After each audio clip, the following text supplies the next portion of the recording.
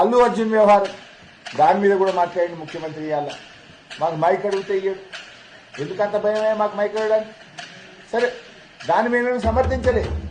అక్కడ ఒక మహిళ చనిపోవడం అది బాధాకరం, విచారకరం. దాన్ని కూడా బీఆర్ఎస్ పార్టీ ఖండిస్తాం.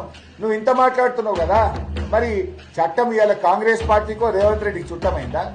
నీ సొంత ఊరు కొండారెడ్డిపల్లిలో సాయిరెడ్డి అని మాజీ సర్పంచ్ నీ తమ్ముళ్ల వల్లనే ఆత్మహత్య చేసుకుంటున్నా, నీ తమ్ముళ్ల వేధింపుల వల్ల చనిపోతున్నాను సూసైడ్ లెటర్ రాస్తే నీ తమ్ముడిని ఎందుకు అరెస్ట్ చేయవని నేను అడుగుతా ఉన్నా.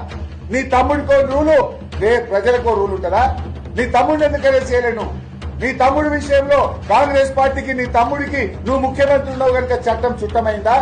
కనీసం ఎఫ్ఐఆర్ కూడా నమోదు చేయలేదు, కేసు నమోదు చేయలేదు.